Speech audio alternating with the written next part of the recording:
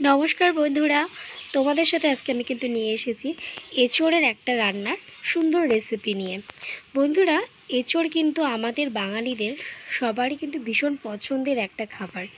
और এই রান্নাটা কিন্তু আমি কিভাবে রান্না করি সেটাই আজকে আমি তোমাদের সাথে শেয়ার করব। আমরা তো এটাকে এচোড় বলেই চিনি, আবার অনেকে কিন্তু এটাকে গাছপাঠাও বলে, আবার কেউ কেউ কিন্তু কাঁঠালও বলে। তবে আমরা কিন্তু যখন আর কি কাঁচা অবস্থায় থাকে তখন মানে সবজি মতো করে যখন আর কি খাওয়া হয় তখন কিন্তু আমরা এটাকে এচোড় বলি, আর যখন পেকে যায় তখন আমরা এটাকে কাঁঠাল বলি। আর এচোড় খাওয়া কিন্তু ভীষণ উপকার। তো চলো রান্নাটা এবার শুরু করা যাক। এচোড় তো আমি কেটেই নিয়েছি, সেটা তোমাদেরকে দেখালাম। আর এর সাথে দেবো হচ্ছে আলু। তো আলুগুলোকে দেখো একই সাইজে ডুমো ডুমো করে আমি কেটে নিয়েছি। এইবার আমি দেখো কড়াইতে এই এচোড় আর আলুগুলোকে একটু হালকা করে একটু ভাপিয়ে নেব। আর তার জন্য দেখো এর মধ্যে দিয়ে দিয়েছি একটু অল্প হলুদ আর দিয়ে দিয়েছি নুন, দিয়ে বেশিক্ষণ না অল্প সময়ের জন্য ধরো 2 মিনিট মতো একটু ভাপিয়ে নেব। তারপর দেখো কড়াইটা আমি বসিয়ে দিয়েছি গরম হওয়ার জন্য। কড়াইটা গরম হয়ে গেলে কিন্তু তারপর আমি সর্ষের তেলটা দিয়ে দেবো। রান্নাটা কিন্তু আমি পুরোটাই সর্ষের তেলে করব। সর্ষের তেলে রান্না করলে কিন্তু রান্নার স্বাদ বেড়ে যায় দ্বিগুণ। তেলটা কিন্তু আমার গরম হয়ে গেছে বন্ধুরা। তারপরে দেখো আমি এঁচোড়গুলোকে কিন্তু হালকা করে একটু ভেজে নেব, খুব বেশিও ভাজবো না, আবার একদম যে এরকম কাঁচা কাঁচা থাকবে তাও না, বেশ আন্দাজ মতো একটু হালকা করে ভেজে নেব। সাথে দিয়ে দিলাম একটু হলুদ আর দেবো একটুখানি নুন।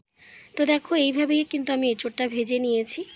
আর দেখো এঁচোড় ভাজাটা কেমন হয়েছে, ঠিক এমন হবে। বেশি ভাজলে কিন্তু পুড়ে যাবে আর খেতেও কিন্তু ভালো হবে না। আর এখানে নিয়ে নিয়েছি আমি শুকনো লঙ্কা বাটা, রসুন বাটা, আর নিয়ে নিয়েছি টমেটো, আর নিয়ে নিয়েছি পেঁয়াজ, আরও তো মশলা রয়েছে সব এক এক। পুনরায় কিন্তু আমি তেল দিয়ে এবার আমি ফোড়নে দিয়ে দিলাম একটা শুকনো লঙ্কা আর দিয়ে দিলাম একটা তেজপাতা। তারপর দেখো আমি দিয়ে দিয়েছি এর মধ্যে পেঁয়াজটাকে এবার কিন্তু আমি ভেজে নেব।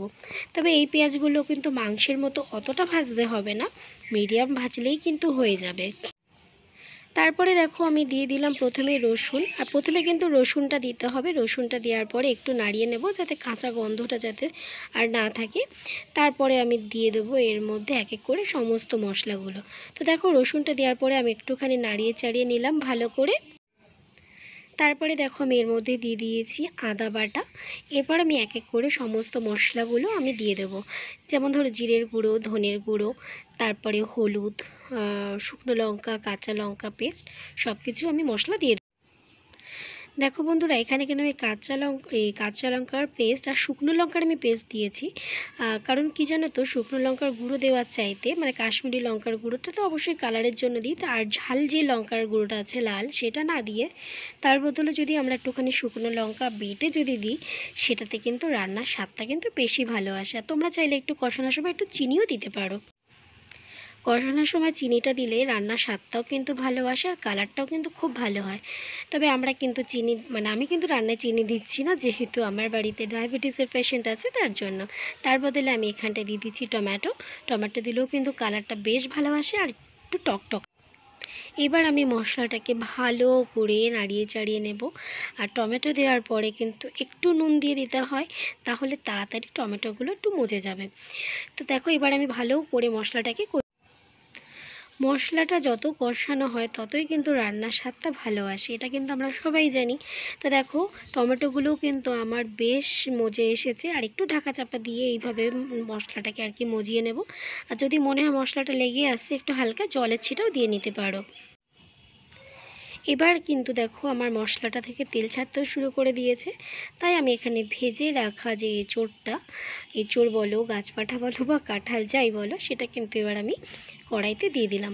কড়াইতে দিয়ে দেওয়ার পরে এবার আমি ভালো করে নাড়িয়ে চাড়িয়ে নেব, যাতে প্রত্যেকটা মানে মশলাটা ভালো করে একদম মজে যায় আর এঁচোড়ে ভালো করে যাতে মশলাগুলো মেখে যায়, তার জন্য আমি ভালো করে আর কি নাড়িয়ে চাড়িয়ে নেব মশলাগুলোকে। রান্না করতে করতে তোমাদের কিন্তু আরেকটা জিনিস বলাই হয়নি, সেটা হলো আজকে যে এঁচোড়টা রান্না করা হচ্ছে এটা কিন্তু আমাদের বাড়ির একদম গাছের এঁচোড়। আর আমাদের বাড়ির গাছের এঁচোড় কিন্তু ভীষণ টেস্টি, খুব সুস্বাদু। তো দেখো এখানে কষানো হতে হতে এর মধ্যে আমি দিয়ে দিয়েছি গোটা গরম মশলা, একটু দেখো যে এলাচ, দারচিনি, লবঙ্গ, এটাকে আমি থেতো করে আর কি দিয়ে দিয়েছি, সাথে একটু রসুন দিয়ে এবার আমি হালকা করে একটু জল দিয়ে ভালো করে এবার কষিয়ে নেব। একটু ভালো করে কষাতে থাকবো। তারপরে এবার আমার যতটুকু জল দেওয়ার দরকার সেই আন্দাজ মতো আমি এঁচোড়ে জলটা দিয়ে দেব। তো এইদিকে দেখো আমার রান্নাটা কিন্তু হতে থাকছে, এদিকে ঝোলটা দিয়ে দিয়েছি, এবার ফুটবে। বন্ধুরা, এঁচোড় কিন্তু খাওয়া স্বাস্থ্যের জন্য ভীষণ ভালো। আর এটা কিন্তু চিংড়ি মাছ দিয়েও করা যায়, যেটাকে আমরা এঁচোড় চিংড়ি নামে চিনি, সেটাও কিন্তু খেতে ভীষণ ভালো হয়। তবে আমি এঁচোড় চিংড়ি মানে চিংড়ি মাছ দিয়ে করছি না, এমনি আর কি এঁচোড়টা করলাম। তোমরা চাইলে কিন্তু এর সাথে চিংড়ি মাছটাও অ্যাড করতে পারো, তো সেটাও কিন্তু খেতে ভীষণ ভালো হয়। এটা আমাদের তো ভীষণই পছন্দের একটা খাবার, চিংড়ি এঁচোড়। তো কেমন লাগলো আমার এঁচোড় রান্নার রেসিপিটা অবশ্যই কিন্তু তোমরা কমেন্ট করতে ভুলো না। ভালো লাগলে অবশ্যই একটা লাইক করে দিও, আর যদি আরও বেশি ভালো লাগে তাহলে শেয়ার করতে ভুলো না। তো চলো, আজকের মতো টাটা।